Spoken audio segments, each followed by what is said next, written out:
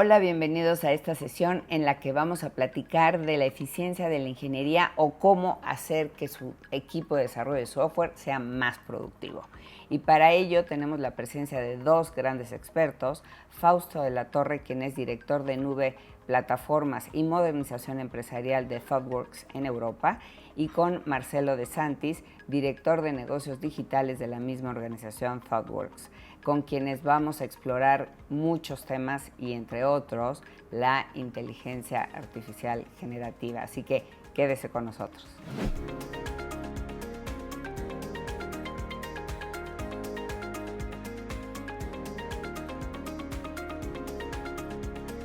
Hola Fausto, hola Marcelo, es un placer tenerlos hoy como speakers en esta sesión en la que vamos a hablar de un tema que creo que es de los más relevantes en un momento en que todo el mundo se habla, se pregunta sobre todo cómo hacer para retener, para atraer talento, y esto en el campo quizá más álgido, más pues relevante dentro de las organizaciones, que son las áreas de desarrollo de software, las áreas de desarrollo de aplicaciones. Hoy toda compañía, sabemos, es una compañía digital que tiene que tener equipos ágiles, que tiene que responder a las demandas del mercado de una manera más rápida, de una forma en que tienen que satisfacer las necesidades de los usuarios. Y curiosamente, estamos también atravesando por un momento en que, como ThoughtWorks ha encontrado, estos equipos de desarrollo no son lo suficientemente eficientes, y no solo eso, los hace menos contentos, les da un nivel de insatisfacción. Entonces me gustaría saber, Fausto, qué es lo que ustedes han encontrado a lo largo de más de 30 años de trabajar en las transformaciones digitales de muchas organizaciones en este sentido. Hola Mónica, primero que nada, buenas tardes, buenos días y nada, un gusto estar aquí charlando contigo y con tu audiencia. Como bien dices, estamos en un momento en que el alto nivel competitivo de las empresas busca una diferenciación digital, ¿no? Y en esta búsqueda de esa diferenciación digital han absorbido mucha de la capacidad de desarrollo de software, porque es necesario para exponer estas capacidades digitales hacia el mercado y satisfacer las necesidades de sus clientes y obtener valor de negocio en última instancia. Y en esta línea de incrementar mucho esta capacidad a la interna, las empresas lo que han hecho ha sido aglutinar estas capacidades, pero no siempre con el mejor orden, no siempre con la mejor estrategia o claridad. Y que ahora, luego de haber hecho todas estas inversiones, se dan cuenta de, oye, podemos ser más efectivos con toda la inversión que estamos haciendo.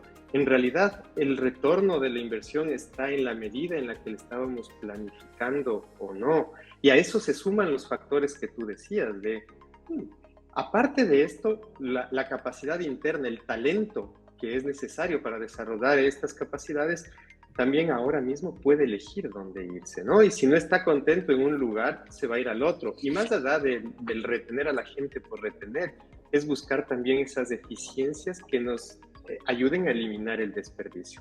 Nosotros como ThoughtWorks somos una empresa de consultoría que se dedica a la entrega de soluciones digitales, a ayudar a las empresas a desarrollar esta capacidad a la interna para poder beneficiarse de esta era digital. En más de 30 años, ¿no? Y en estos 30 años hemos visto una serie de patrones y antipatrones que nos llegan a concluir en ciertas recomendaciones generales o en ciertas líneas y tendencias que las empresas tienen que abordar para poder seguir siendo relevantes dentro de este entorno. La última de ellas en la que estamos discutiendo la hemos denominado en inglés Engineering Effectiveness o eficacia de ingeniería, que se refiere a cuáles son todas esas dimensiones que son necesarias para poder hacer de la organización de IT, de la organización de ingeniería de software, una organización altamente efectiva. Muy bien. Esto se traduce en un framework, tengo entendido, ¿no? Correcto, sí. Nosotros hemos desarrollado un framework que considera múltiples dimensiones para poder llevar esto a cabo.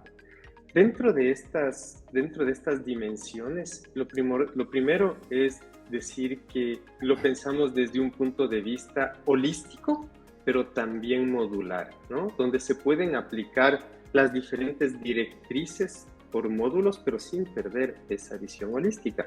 Este framework empieza desde identificar cuál es tu cadena de valor en el ciclo de vida de la creación de soluciones digitales, ¿no? Una vez que hayamos identificado todo ese ciclo de vida, lo que nosotros hacemos como expertos es verificar cuáles son esos puntos de mejora que podrían llevar eficiencias. Di tú, te voy a poner un ejemplo, ¿no? Como analizando este ciclo de vida nos damos cuenta que múltiples equipos de desarrollo a la interna de la organización pasan horas esperando hasta que sus pruebas automatizadas terminen, ¿no? Te voy a poner un ejemplo súper sencillo. Entonces, nosotros tenemos dentro de este framework un área en particular que se especializa en cómo hacer una estrategia de testing, una estrategia de pruebas automáticas mucho más eficiente. Entonces, a raíz de mapear el proceso, identificar las áreas de mejora, aplicamos estos componentes del framework como para poder hacer las mejoras necesarias y tener mayor eficiencia. Muy bien. Ahora me gustaría preguntarle algo a Marcelo. Mucho del trabajo de ThoughtWorks es ayudar, justo lo que decía ya Fausto, a diseñar la transformación digital, que va mucho más allá del equipo de tecnología, ¿cierto? ¿Qué desafíos has encontrado tú, Marcelo, ya desde el punto de vista del negocio en tus clientes? Sí, bueno, gracias Mónica por tenernos aquí en este episodio. Como decía Fausto, ¿no? Obviamente ThoughtWorks nos focalizamos en mejorar y sacar lo mejor de los equipos de ingeniería de software, pero lo que también vemos es que si bien ese es un paso muy importante en una transformación de negocio, y nota que no hablo de digital transformation porque creo que a este momento primero es un término totalmente no en desuso y por otra parte no creo que nadie esté haciendo una transformación analógica en el año 2024, pero para que una transformación sea exitosa requiere que estas diferentes formas de trabajar, estas diferentes tecnologías, de alguna manera sean liberadas hacia las afueras de la organización de tecnología, ¿no? A Fausto y a mí nos gusta usar un modelo que se llama, ¿no?, de las 3 T's, ¿no?, de las letras T's, ¿no?, que son las 3 áreas de inversión estratégica para que una transformación de alguna manera genere los mejores resultados de negocio. Entonces, esas 3 T, la primera es de tecnología, la segunda es talento y la tercera es topología, ¿no? Tecnología se basa en entender cuáles son las tecnologías que en base a la visión y los outcomes de negocios de mi compañía, ¿no? Esto es muy, muy específico para cada cliente, yendo a tu pregunta, qué es lo que vemos con nuestros clientes, cuáles son las tecnologías que realmente van a agregar valor para ese modelo de negocio. No todas son necesarias y algunas probablemente puedan estar más maduras que otras, ¿no? ThoughtWorks también publica algo que se llama Technology Radar, que realmente les sugiero que lo lean, en el cual damos una opinión de qué tecnologías están ya de alguna manera listas para usar, cuáles son las tecnologías que si bien están emergiendo todavía hay que tener ciertos recados, ¿no? Entonces, tecnología, saber cuáles usar en base, como decía Fausto, anterior al modelo de negocio de la compañía. Según la segunda T es talento, Fausto también lo mencionó, ¿no? Acá hay un tema muy importante estos días, ¿no? Hay muchas compañías de tecnología grandes que han dejado que se vayan muchos software engineers, específicamente los Estados Unidos, también algo en Europa, pero yo siempre digo, el poder hacer un hiring de una persona que viene de trabajar en esos entornos de desarrollo que son bastante sofisticados, no significa que nosotros los vamos a poder retener, no significa que nosotros les vamos a poder dar la misma experiencia que tenían antes y dejarlos participar de mejorar esa experiencia. Con lo cual, lo que es talento, la T de talento, es no solamente el hiring, pero también el retaining y también el upskilling de las otras personas de la compañía. Una cosa que vemos muy a menudo es que se generan estos silos de personas que tienen capacidad digital versus el resto de la compañía, y eso en el mediano o largo plazo genera una división de culturas en las empresas que hacen que muchas de las cosas que se hacen con este nuevo talento no tengan adopción, simplemente porque no las hemos implementado desde el punto de vista de organización de la forma correcta, ¿no? Y la última T es topología. Esa T tiene tres aspectos. La primera topología es el diseño de los teams, ¿no? Que no solamente se focalice en el diseño del team de tecnología, pero también across, ¿no? La mayoría de los equipos que nosotros utilizamos en ThoughtWorks con nuestros clientes son cross-functional teams, ¿no? Los cuales podemos tener una persona de marketing, una persona de tecnología, una persona de finanzas, una persona de operaciones, es una compañía de manufactura, trabajando juntos en un producto y en los outcomes de esos productos, ¿no? Diseño de teams es importante. El segundo aspecto de esa T de topología es el diseño del modelo operativo. Fausto creo que mencionó algo de esto al principio. Es un modelo operativo que va desde la definición de la estrategia, visión, business outcomes y las iniciativas que van a generar esos business outcomes, hasta el punto en el cual nosotros podemos medir los resultados y de alguna manera medir esos resultados con un fuerte feedback del cliente final de ese producto. Ese cliente final puede ser un cliente de la compañía o puede ser un empleado de la compañía, ¿no? Si estamos hablando acerca de productos internos a la organización. Y el último aspecto de la T es la topología de la cultura organizacional. Muchísimas veces implementamos tecnología en culturas que no están todavía listas para un mindset de experimentación, para un mindset de tomar pequeños baby steps hasta que hayamos generado la capacidad para poder hacer cosas más grandes, ¿no? La falta de paciencia a veces de alguna manera va en contra de las grandes transformaciones, ¿no? O sea, esas tres T son importantes, eso es lo que vemos, ¿no? Tecnología, talento, topología, como decía Fausto, ¿no? Hay patrones grandes acá, ¿no? Muchas veces hay mucha inversión en tecnología con mínimo cambio en la topología de la organización, en el modelo operativo, y no se genera adopción. Y el no generar adopción genera falta de resultados. Y ahí vemos la mayoría de las estadísticas que seguro ustedes han leído a este momento, en cual dice 70% de las transformaciones fallan, ¿no? Y la mayoría de las veces fallan justamente no porque la tecnología no esté ready, sino porque la organización no está lista para la adopción. Así es. Y me gustaría volver a este tema contigo acerca de estas nuevas tecnologías que están hot, ¿no? Y que están en boga y que todo el mundo tiene prisa por adoptar. Y por supuesto no podemos dejar de hablar del AI Gen, ¿no? O la inteligencia artificial generativa, del cual me gustaría volver contigo. Pero primero preguntarle a Fausto, en esto de saber qué tan funcionales, qué tan productivos son los equipos de ingeniería, los equipos de desarrollo de software, tenemos que medirlos, porque si no, pues cómo sabemos que sí son eficientes o no son eficientes. Y siempre se dice que aquello que no se mide, pues no se puede controlar.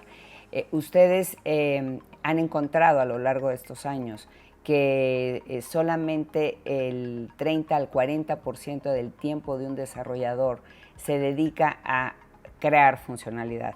Y ya nos decía Marcelo que muchos de estos talentos que han dejado ir grandes compañías en donde quizá los equipos son mucho más sofisticados o vienen con mejores habilidades, pues no necesariamente se van a sentir muy cómodos en tu compañía si se la pasan perdiendo el tiempo buscando en lugares los recursos que requieren, ahora sí que, perdón por la redundancia, aquellos recursos para poder ser productivos. Entonces, ustedes, ¿qué métricas han desarrollado para saber entonces cómo llevar más lejos esa productividad y a la vez permitir que estos talentos se sientan realmente en su elemento, digamos, que digan, aquí sí puedo ser el genio que sé que puedo ser, ¿no?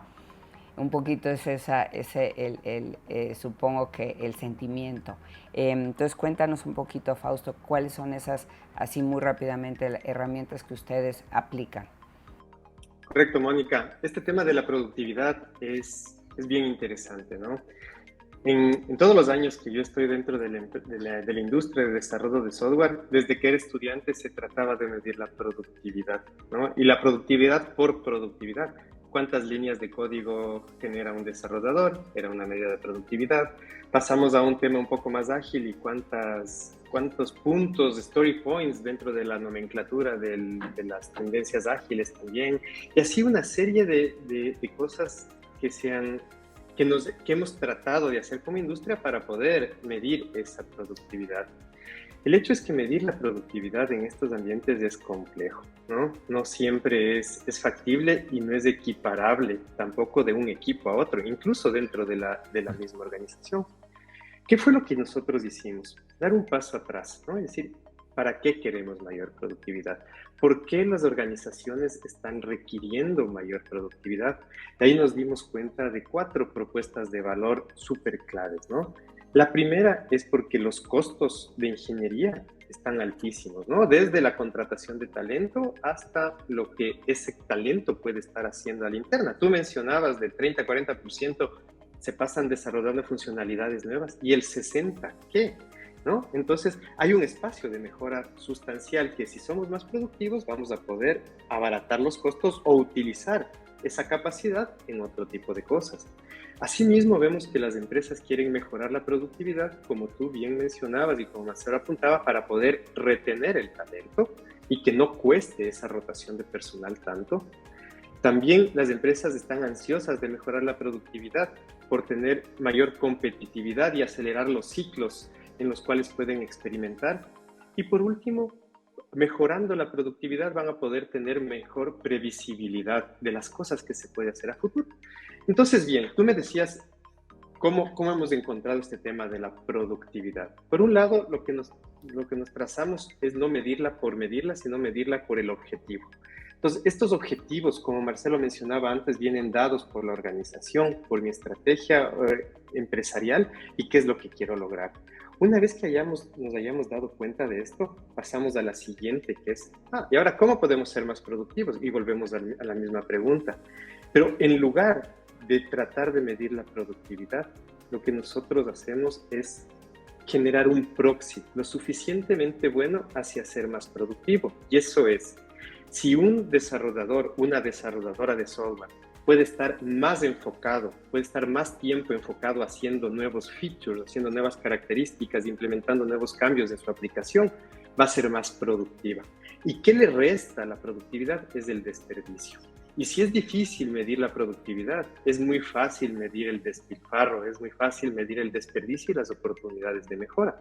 Entonces, lo que nosotros hacemos es justamente medir todos esos bloqueos, estos impedimentos que no les dejan a los equipos de desarrollo concentrarse mucho más en lo que a ellos les gusta, que es desarrollar software, ¿no? Y al desarrollar software van a desarrollar más casos de negocio exitosos que van alineados hacia una estrategia y todo esto tiene que ser traqueado, todo esto tiene que ser medido desde el objetivo de negocio hasta la disminución del desperdicio en las diferentes iniciativas.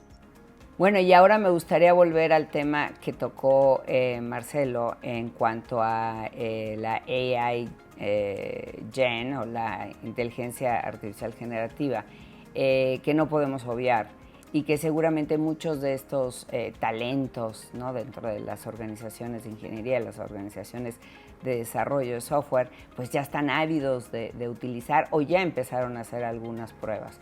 Y esto unirlo con este aspecto que tú muy bien traías a la mesa de la cultura organizacional, que muchas veces no está lista para los desarrollos, para estos equipos multidisciplinarios ágiles, y de repente además estás introduciendo una tecnología disruptiva. ¿Qué les dirías tú, Marcelo? ¿Cuáles son las oportunidades que ves en este sentido para las empresas? Buena pregunta.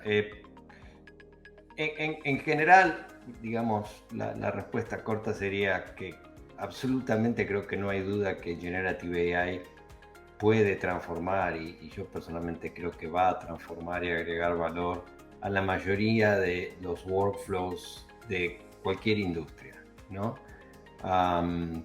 Si ustedes buscan, hay un estudio muy reciente de una consultora que muestra que el 40% de las horas laborables totalmente pueden ser de alguna manera tomadas por Generative AI Tools, ¿no? Y es un lado, ¿no? El otro lado, el World Economic Forum habla de que para el 2025, si bien recuerdo, se habrán creado casi 100 millones de nuevos trabajos que tienen que ver con Generative AI, ¿no? Yo suelo decir que esto es como The Tale of Two Cities, ¿no? Esa importante obra que habla, estos fueron los mejores tiempos, pero también los tiempos de mayor estrés, ¿no? Porque por un lado tenemos valor para agregar a nuestras compañías, pero por otro lado tenemos la preocupación de qué va a pasar con un montón de puestos de trabajo, ¿no? Pero bueno, la realidad es que el genio de Generative AI ya se escapó de la botella, no hay manera de volverlo a poner dentro de la botella. Es importante que cada compañía entienda qué significa y dónde están esas oportunidades. Vos preguntabas qué veíamos nosotros en ThoughtWorks. Bueno, mira, en las últimas 6 semanas solamente, ¿no? Si yo ya tomo solamente el último mes y medio, hemos ayudado a más de 20 organizaciones a hacer workshops con sus executive teams, en los cuales básicamente explicamos qué es, qué se puede hacer, y después ahondamos en qué se puede hacer en el contexto de sus organizaciones, ¿no? Y de manera responsable.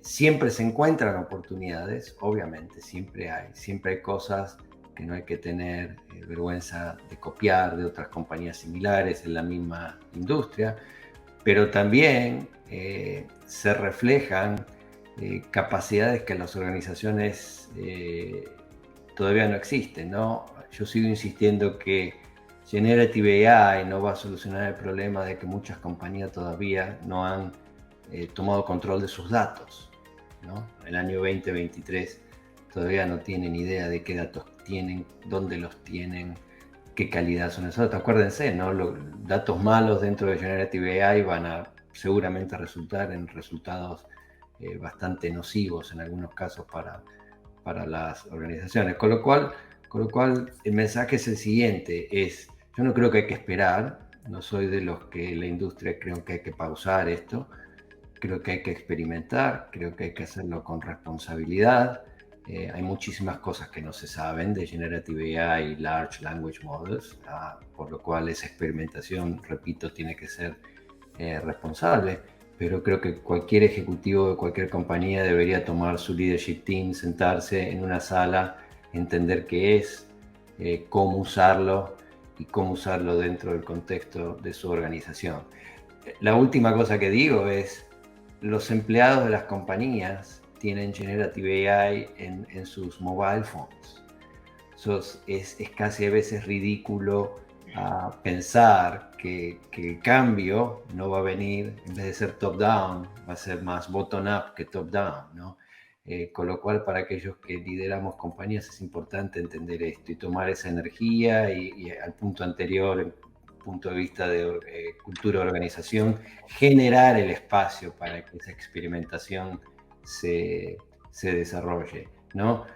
No tenemos que hacerlo sobre el core business, obviamente muchas veces en compañías grandes eso es muy riesgoso, pero se pueden generar espacios para que los teams generen valor con los guardrails que sean los necesarios para esa compañía y aprender. Acá no hay ninguna otra manera, que es como, ¿no? Yo siempre digo, como hemos aprendido a andar en bicicleta, ¿no? Nos subimos, nos caímos un par de veces, nuestros padres nos llevaron a un lugar en el cual si nos caíamos no nos pasaba nada, porque era un lugar con pasto o con alguna superficie que no fuese muy dura, pero la única manera de aprender a andar en bicicleta es andando en bicicleta, ¿no? Y esto es exactamente igual. Las compañías que no experimenten, que culturalmente no generen ese espacio para experimentar, yo creo que se van a quedar muy atrás y rápido. Solo quisiera complementar, hacer un refuerzo al mensaje de Marcelo en esta línea, porque ahora mismo, si bien está en el hype, ¿no? Generative AI, y generalmente suele suceder con estas nuevas tecnologías que están en el hype, y hay dos visiones al respecto: o va a cambiar todo o es solo hype. Yo personalmente creo que hay una mezcla de las dos en este punto, ¿no? Si bien es cierto, hay muchos mensajes de que esto va a cambiar drásticamente todo el mundo, y sí, yo creo que eventualmente cambiará y disrumpirá muchas de las cosas, pero ese hype tiene mucha carne, llamémoslo así, tiene mucho contenido adentro que tiene que ser explotado. Al momento actual, llamarse expertos en Gen AI creo que no existe, ¿no? Y es justamente el mensaje que Marcelo daba de, está esto, hay cómo sacarle provecho, y todavía no se sabe claramente qué provecho se puede sacar en el día a día en compañías específicas. Pero yo comparto el mensaje de Marcelo de, si no te subes a la ola, posiblemente quedes muy atrás cuando ya descubras realmente cuál es la mejor forma de liberar todo el potencial que estas herramientas tienen, ¿no? Ahora estamos viendo, por ejemplo, que aparte de guiar a los ejecutivos y a los equipos de ejecutivos a idear nuevas formas en las que pueden sacar provecho de esto, también se ve casos de uso muchos más específicos en lo que es el ciclo de vida del desarrollo de software. Pero sin embargo, ahí en ese ciclo de vida todavía hay unas grandes interrogantes. El punto está en comenzar a resolver esas grandes interrogantes con un contexto específico para la empresa. Porque si bien es cierto, es un concepto general en la industria, cómo sacarle el provecho dependerá mucho de la capacidad interna de la organización, sus fortalezas, sus debilidades y lo que quieran explotar cada una de ellas. Y lo que decía antes Marcelo, ¿no? De los datos, porque si metes malos datos, pues sacas malos resultados. Y sabemos que al menos ChatGPT puede ser una máquina que alucina, puede ser una máquina que dice un montón de mentiras. Entonces hay que tener mucho cuidado con eso. Y esto me lleva a una pregunta que está rondando por todas partes, que tiene que ver con la ética, ¿no? Marcelo, tú manejas este concepto de responsible tech y además, con lo que ya mencionó también Fausto y yo he escuchado en otros estudios y expertos, se habla de varias maneras de encarar estas nuevas herramientas. Una puede ser comenzar con los principales stakeholders, ¿no? Y entonces hacer un comité ético multidisciplinario donde se involucre los C-levels, que se involucre recursos humanos, que se involucre obviamente los áreas de sistemas, que esté mercadotecnia quizá, y a partir de eso definir como una estrategia y un rumbo y tal. Esa es una manera. Otra manera es, hagamos un team, un equipo de excelencia que es independiente de todo lo demás y que empiecen a jugar y a ver qué pasa. Y el otro sería como una cosa en el medio de los dos extremos.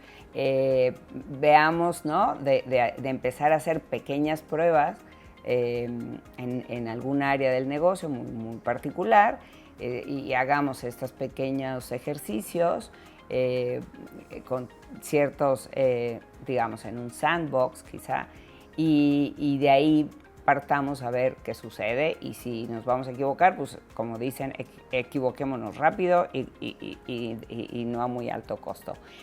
¿Cuál sería tu recomendación, Marcelo, de todo esto? Esa es una pregunta difícil, ¿no? Yo estoy convencido que todo es contextual, ¿no? Pero si tuviese que elegir uno de esos tres opciones, elegiría el de buscar un caso a través de la compañía en el cual generemos un espacio para experimentar y a través de la experimentación aprender sobre la tecnología, aprender sobre el valor del negocio, al negocio de generar una solución, aprender de cuáles son los impactos o las consecuencias de esa automatización con los empleados, con los clientes, con stakeholders probablemente fuera de la compañía, aprender qué datos tenemos, qué datos no tenemos, qué datos públicos tenemos que adoptar. En muchos casos hay compañías todavía que están dejando fuera de su data management process public datasets, ¿no? Que son importantes y son complementarios para tomar buenas decisiones y si generan nuevas soluciones. Es decir, yo creo que eso es lo más, de nuevo, yo tengo una tendencia a la experimentación en pequeños thin slices a través de la compañía y a través de eso no solamente probar la tecnología, pero probar la capacidad de esa organización de adoptar esas tecnologías. Para algo como Generative AI yo creo que eso es clave. Ahora, desde el punto de vista de técnicas de tecnología responsables, ¿no? ThoughtWorks ha escrito bastante literatura acerca del caso. Para nosotros esto ya no es una cuestión solamente de ética, ¿no? Como te decía al principio de la entrevista, yo creo que todas las compañías son éticas. Nunca voy a una compañía a decirles que no son éticos, asumo que son éticas. Pero adoptar prácticas responsables de tecnología es una capacidad nueva para muchas organizaciones, ¿no? Cómo al momento que estamos desarrollando software podemos correr determinadas prácticas que nos digan cuáles podrían ser las unintended consequences de usar esa tecnología con nuestros clientes o con nuestros stakeholders, cómo podemos diseñar esos productos pensando en esos potenciales riesgos y también pensando en la forma de mitigarlos, ¿no? Es un tema muy relevante en estos tiempos, ¿no? El otro día estaba leyendo un survey que se hizo con compañías en la industria bancaria global, ¿no? Que habla que el 15%, es un número bien bajo, de los board members, ¿no? Los non-executive board members, tienen conocimiento de tecnología, ¿no? Y eso a mí me preocupa mucho, ¿no? Porque en un mundo en el cual la mayoría de las interacciones con nuestros empleados, con nuestros clientes, con nuestros stakeholders, básicamente van a estar digitalizadas en los próximos 5 años, ¿no? Tú lo dijiste al principio, cualquier compañía es una compañía de software y de datos en el día de hoy, ¿no? Teniendo esa composición a nivel de board, mi pregunta es cómo los boards van a poder proveer governance sobre estrategia y governance sobre temas de auditoría, sobre tecnologías que no conocen, ¿no? De la misma manera que cualquier compañía es una compañía de software o se ha convertido en una compañía de software, yo creo que la próxima generación de líderes de negocios van a ser personas que conocen tecnología muy bien, simplemente porque un niño hoy a los 2 años pasa, lamentablemente a veces, ¿no? Tendría que decir, bastante tiempo con un dispositivo móvil y aprende con un dispositivo móvil.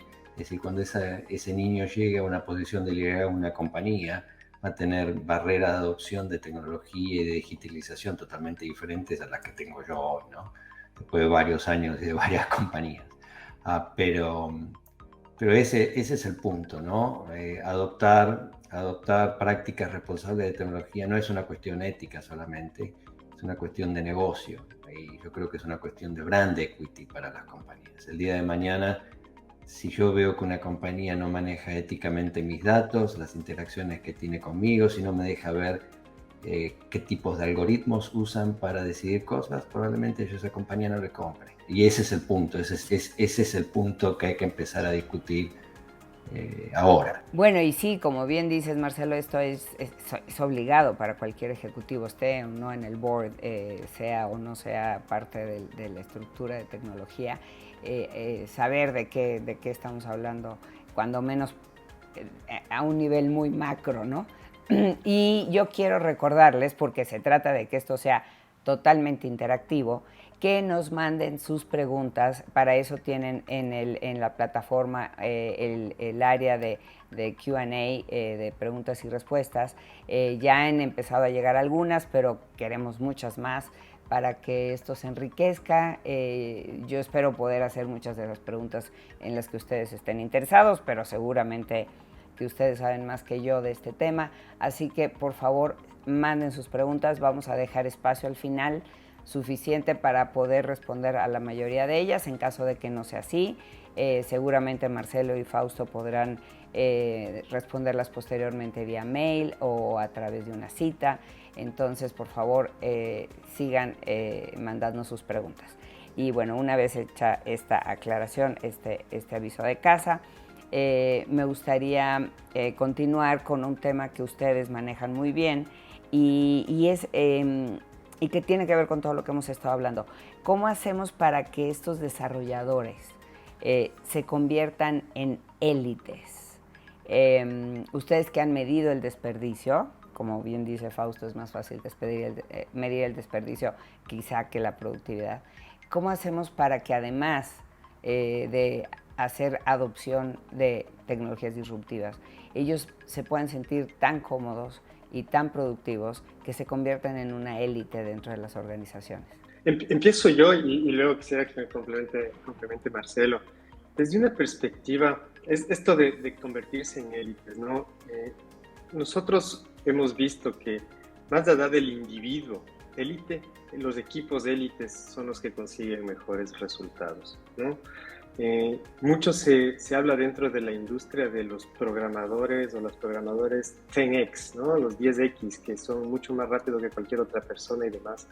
En base a nuestra experiencia, tener esas personas cuando no están alineadas a una cultura pueden llegar a ser incluso más nocivas, ¿no?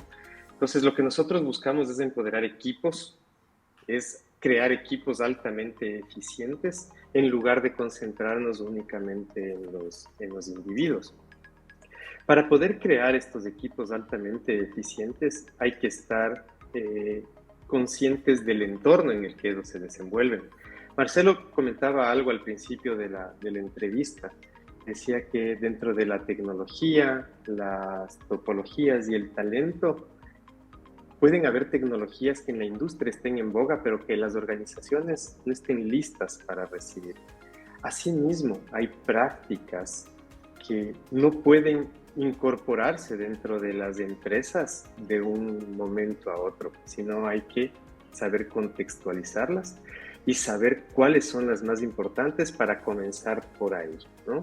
Dentro de estas líneas, por ejemplo, nosotros vemos que las inversiones en lo que ahora llamamos DevOps, Engineering Platform, automatización de pruebas, topologías de plataformas, etcétera, etcétera, contribuyen hacia esa creación de efectividad dentro de la organización. Ahora, ¿por cuál comenzar o cuál ir? Ya dependerá mucho del contexto interno, ¿no? Y cuáles son sus mayores dolores. No es lo mismo estar hablando de una organización que nació digital y que ahora se encuentra en ese momento donde escaló demasiado su fuerza de desarrollo, que ahora necesita poner cierto gobierno, necesita poner cierto orden, necesita incorporar prácticas de tecnología responsable y demás, que hablar de una empresa que tradicionalmente no fue digital o no tenía sus core capabilities digitales y ahora está tratando de irse hacia ese punto. ¿Cuáles funcionan para el uno y cuáles funcionan para lo otro? Serán muy distintos, pese a que el talento, la persona individual, podría estar trabajando en cualquiera de las dos, ¿no? Entonces, como haciéndote, como yendo un poco más al punto, creo que depende de la organización. Hay varios factores que pueden afectar, como los que he nombrado, y será necesario una priorización de eso, tanto con el área de tecnología como con el área de negocio, para poder impulsar los cambios. A todo esto le sumo que no solo es la definición, ni la priorización, ni la identificación de qué es lo que se va a hacer, sino hacerlo. Y ahí está el punto diferenciador. Para que estas cuestiones puedan llegar a ser exitosas y consigan el retorno de esa inversión, se tienen que ejecutar. Se tienen que ejecutar rápido y con un retorno de la inversión visible en el corto plazo, ¿no? Estábamos hablando antes, Marcelo mencionaba esta metodología o esta técnica que utilizamos de Team Slicing, ¿no? Que es encontrar estas áreas de la organización, juntando a todos, que por sí solas van a agregar valor, ¿no? Entonces, es ir por ahí, mejorar ese camino y seguir de manera incremental a lo largo de todos los departamentos necesarios para encontrar estas mejoras.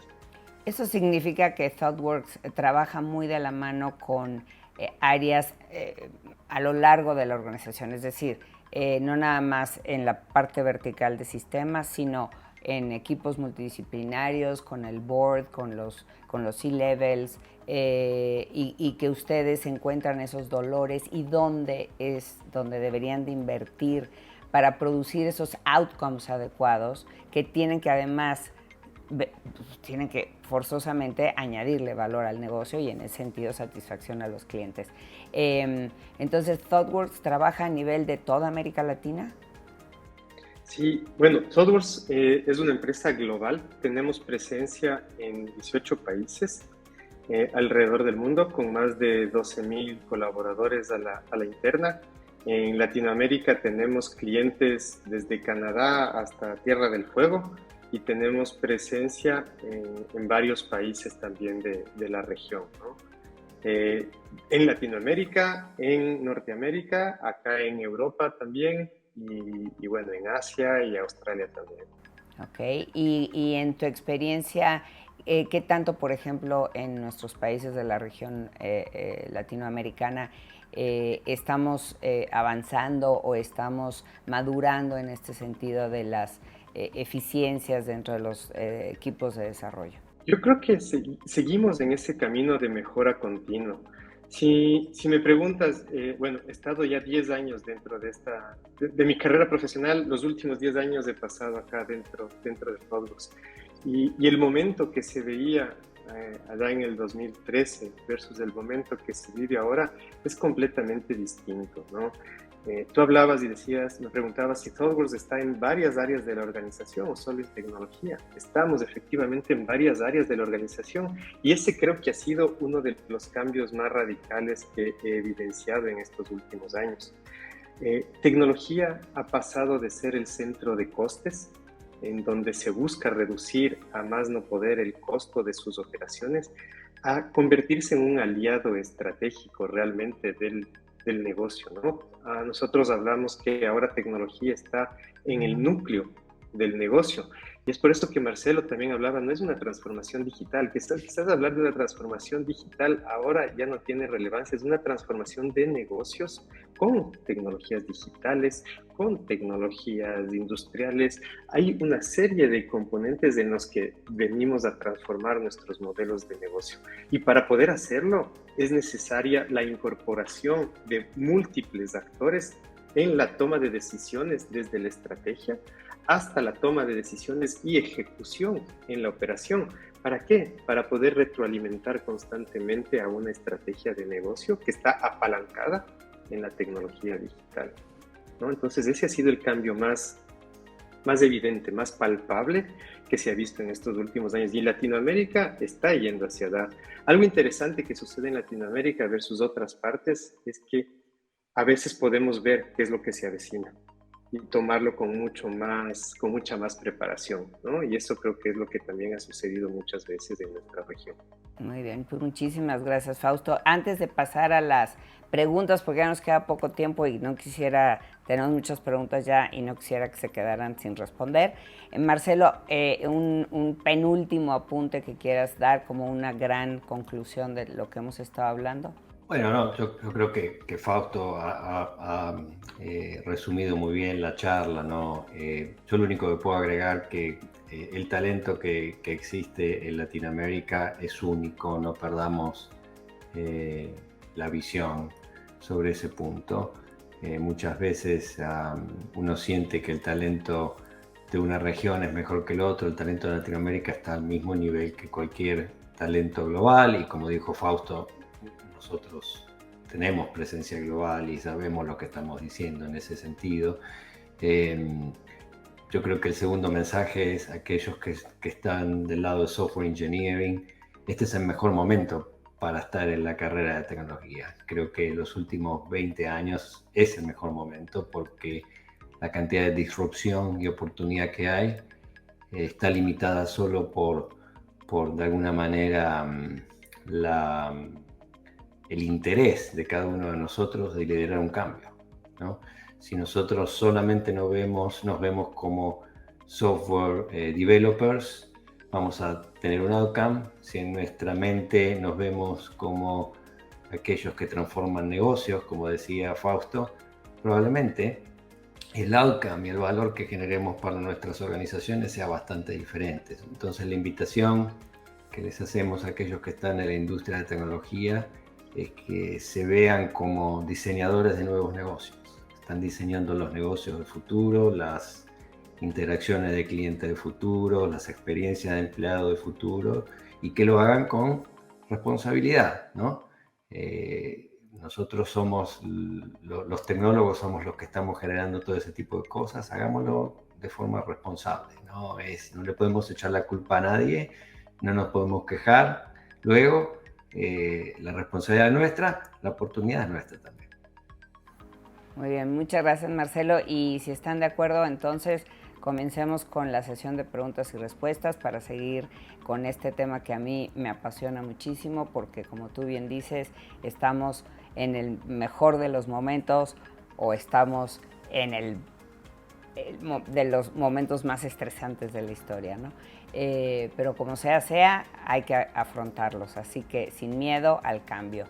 Y bueno, vamos a comenzar en unos segundos con las preguntas. Ya estamos listos para las preguntas y tenemos muchas preguntas. Primero, creo que una de las más relevantes, todas son importantes por supuesto, pero dice, ¿cuáles son las oportunidades que le ven al uso de la inteligencia artificial generativa para las empresas financieras en particular? Fausto, ¿quieres empezar por ahí o Marcelo? Sí, puedo empezar. Como hablábamos, ¿no? La inteligencia artificial generativa presenta un sinnúmero de posibilidades que van desde tech por tech hasta de la tecnología para el negocio, ¿no? En el ámbito financiero, financial services primero es un término bastante amplio y dentro de ese dominio hay múltiples cosas, ¿no? Cuando analizamos, por ejemplo, el sector de capital markets, este tipo de tecnología puede ayudar mucho en hacer el research y el análisis de mercados, de cómo se está viendo hacia afuera las empresas. Puede ayudar a hacer estrategias de trading, por ejemplo, y no es que las va a hacer por sí solas, sino que no tenemos que olvidarnos que no es un reemplazo del humano, ¿no? No es algo que le botamos los casos de uso y me los devuelve listos, sino que cómo interactuamos. Les voy a dar un ejemplo de mi propia experiencia. Estaba queriendo analizar series temporales acerca de la bolsa de valores de ciertas compañías. Comencé a hacer esto con ChatGPT, pero más allá de decirle, de preguntarle estas cuestiones en específico, lo que hice fue generar una sesión de pairing, de codificación, la cual me generaba código Python que analizaba estas series temporales, ¿no? Y después proveía ciertos insights. ¿no? Entonces, hay muchas formas de utilizarlo.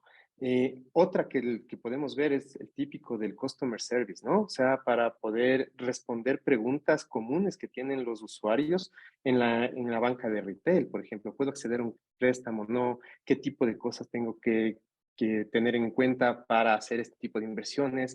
Cosas por el estilo, ¿no? Entonces, creo que hay varios casos de uso en varias industrias, especialmente financial services. Marcelo, quisieras añadir algo más. Yo creo que podrías decirnos, por ejemplo, por dónde empezar con la Gen AI. Sí, sí. Ah, yo solamente puedo agregar lo que dijo Fausto, 100% de acuerdo en esas dos áreas, en financial services, simplemente ver lo que sucede. Pues estos son casos bien públicos, ¿no? JP Morgan, la cantidad de inversión que están poniendo en generar Generative AI para soportar, como decía Fausto, los financial advisors, right? Correcto. Em, hay todo un tema en Generative AI con tu pregunta de por dónde empezar, ¿no? Nosotros en Softworks lo que vemos es que Generative AI es un juego de nicho, ¿no? ¿A qué me refiero con un juego de nicho? La mayoría de las compañías que han invertido de forma inteligente durante los últimos años en manejo de datos, en generar sus propios datos sobre sus clientes, sobre sus operaciones, hoy en día están en una situación de ventaja, ¿no? Porque todos estos modelos se vuelven muy beneficiosos para estas compañías cuando el dato existe dentro de la compañía, ¿no? Por más allá que podamos usar eh, modelo de datos públicos que existen, eso todas las compañías lo tienen, ¿no? Pero la ventaja competitiva para cualquier compañía, no solo para financial services, sino también como la industria de healthcare, como para compañías como CPG, ¿no? Consumer Packaged Goods, son son los datos de nuestros clientes, de nuestras interacciones con nuestros clientes, porque eso permite que la mayoría de los roles dentro de las compañías se aumenten, ¿no? Como decía Fausto, esto no es acerca de reemplazar seres humanos, sino de, digamos, liberar tiempo en tareas que son más operacionales y Dios quiera que ese tiempo adicional que todos tenemos lo pongamos en mayor creatividad. Con lo cual, ustedes recuerdan la charla anterior, hablamos de una transformación, son 3 T's, ¿no? Topología, el team y el talento. Eh, una de las cosas que va a ser una parte muy grande del talento por organizaciones es en pensar cuáles son los skills que nuestros colegas o nuestras compañías tienen que desarrollar. Cuando le saquemos todo ese trabajo operacional de su día a día, ¿no? La manera que yo tengo de pensarlo con muchos de nuestros clientes es esa hora adicional de esa persona trabajando, como decía Fausto, como financial advisor, si no lo va a hacer, no lo va a utilizar en hacer un research o no, en juntar los últimos 20 eh, reportes de tal empresa que le tengo que presentar a mi cliente, ¿en qué voy a usar esa hora? ¿No? Porque esa hora bien usada va a hacer que mi compañía tenga esa ventaja competitiva, ¿no? Es en generar un nuevo producto, es en generar una nueva campaña de marketing, si soy un desarrollador, es en mejorar mi proceso de ingeniería de software, esa hora adicional en que uno lo va a usar. Muy bien, muchas gracias, Marcelo. Y hay otra pregunta de Marco Regalado que dice, y que creo que está muy relacionado con lo que hablábamos de la importancia de mejorar la satisfacción de los desarrolladores. Él nos pregunta, ¿qué sugieren para aumentar la productividad y control de un departamento de TI si nuestra fuerza laboral de desarrollo de software es híbrida? Es decir, tenemos arquitectura de soluciones, análisis de negocio y de software in-house, pero nuestros programadores son de empresas externas. Esta sí que está difícil. Puedo comenzar yo y Marcelo me complementas en lo que me haga falta. Eh, el tema del desarrollo del software y cómo vemos a los proveedores de las capacidades que tengamos es un factor fundamental, ¿no? ¿A qué me refiero con esto? Cuando nuestra empresa se quiere diferenciar en el ámbito digital, el desarrollo de software es una capacidad que nuestra organización debe tenerla. ¿Cómo decidimos desarrollar esa capacidad? Puede ser mediante partners, puede ser mediante vendors, puede ser mediante la internalización de los desarrolladores en la empresa, etcétera. Hay diferentes estrategias, ¿no? Entonces, primero hay que pensarlo como si fuera una capacidad. Después, yo creo que no hay que verlo en silos, ¿no? No hay que buscar la optimización en silos, sino la optimización del proceso en su conjunto. Generalmente, en la optimización de ese proceso en su conjunto, lo que vemos que más ayuda es reducir los ciclos de retroalimentación, reducir los ciclos de feedback desde el análisis del requerimiento, hablemoslo así, incluso antes, ¿no? Desde la ideación de la necesidad hasta el análisis, el diseño, la arquitectura, el desarrollo y demás. Entonces, en esta línea, lo que hemos visto, y no solo nosotros, sino la industria en general, que las prácticas ágiles donde congregan equipos multidisciplinarios, distintos roles, distintas capacidades, ayudan mucho a que esa retroalimentación sea mucho más rápida, que sea mucho más sencilla de procesar por la gente y poder llegar a los resultados de manera más rápida, ¿no? Muy bien. ¿Tú, Marcelo, quisieras añadir algo? Muy brevemente, ¿no? Fausto ha desarrollado el tema muy bien. Eh, yo creo que hay un tema de recursos humanos para ver en un esquema híbrido, ¿no? Que es a mí me pasa muchas veces visitar clientes en el cual es el equipo de la compañía y el tercero o los terceros, y como decía Fausto, no son solamente silos desde el punto de vista de procesos, ¿no? Pero son silos desde el punto de vista de cómo, de alguna manera, celebramos los éxitos de ese equipo, ¿no? Eh, yo creo que hay un aspecto humano muy importante a tener en cuenta cuando tenemos equipos híbridos en los cuales hay que mirar el proceso como un conjunto, pero hay que mirar a los participantes del proceso como un conjunto también, ¿no? La forma en que hacemos reward, recognition, tiene que ir end-to-end, ¿no? Porque de otra manera lo único que generamos es un ambiente de second class citizen, ¿no? Los que se llevan los laureles y los que trabajan muy fuerte en el backend para que los otros se lleven los laureles. Eso en el mediano y largo plazo, esa relación así de proveedor y consumidor es bastante nociva, especialmente para todo el tema de desarrollo de software, ¿no? Porque tiene que fluir no solamente desde el punto de vista tecnológico, de los procesos, de las capacidades que Fausto mencionaba, sino también la forma que nosotros manejamos el talento. Esa es la T de topología, ¿no? Cómo organizamos esos teams en tu end. Nos queda un minuto y a mí me gustaría nada más aquí decir al aire la aportación de Javier Gómez, que con respecto a esto de las 3 Ts, si no me equivoco, decía, más que una pregunta, es su opinión, que hay que entender qué es el valor para la organización, cómo se define, y definir también cómo desde mi área y posición puedo contribuir a generar, entregar y capturar dicho valor, ¿no? Bueno, y en este minutito que queda, a ver, déjenme ver qué más. Creo que esto de alguna manera lo dijo Marcelo, pero dice, ¿cuál es el avance en la región latinoamericana en términos de eficiencias dentro de los equipos de desarrollo y la adopción de tecnologías digitales en los modelos de negocio? Y si pueden dar una respuesta muy breve, por favor. Yo le doy una respuesta muy breve desde el punto de vista de inversión, ¿no? Latinoamérica está recibiendo un montón de inversión, especialmente de private equity y venture capital en lo que es digitalización de muchísimos modelos de negocio, ¿no? Eso por un lado. Por otro lado, como dije anteriormente, el talento que tenemos en Latinoamérica no tiene nada que envidiarle a nadie, es muy bueno, con lo cual yo pongo las dos cosas juntas y es una explosión de buenas noticias. Muy bien.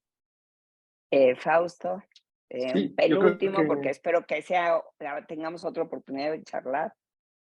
Correcto, sí. Bueno, como dice Marcelo, ¿no? Yo creo que esa brecha que veíamos antes cada vez se va cerrando y cerrando. Y la distinción ahora de por qué se cierra más rápido es por la globalización, ¿no? Y el acceso a las herramientas y a la inversión de fuera que está viniendo. Aparte de los venture capitals, vemos como grandes organizaciones como los proveedores de cloud, por ejemplo, están invirtiendo en la región. ¿Y por qué lo hacen? Más allá de sacar provecho económico, ¿no? Es porque también ven que aquí existe ese talento que puede explotar esas oportunidades que antes no. Entonces, como resumen, creo que la brecha está siendo cada vez más corta y a nivel de talento siempre hemos sido iguales, sino que ahora tenemos el acceso que antes quizás no se lo teníamos. Pues quiero agradecer a nuestros dos expertos que nos han acompañado en esta sesión y sé que ustedes habrán ya obtenido pues mucha carnita para digerir a lo largo de estos días.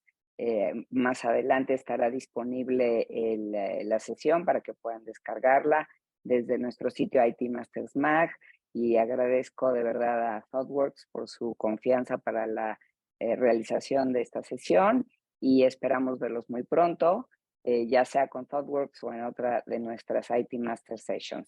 Muchas gracias a todos y que tengan una muy feliz jornada.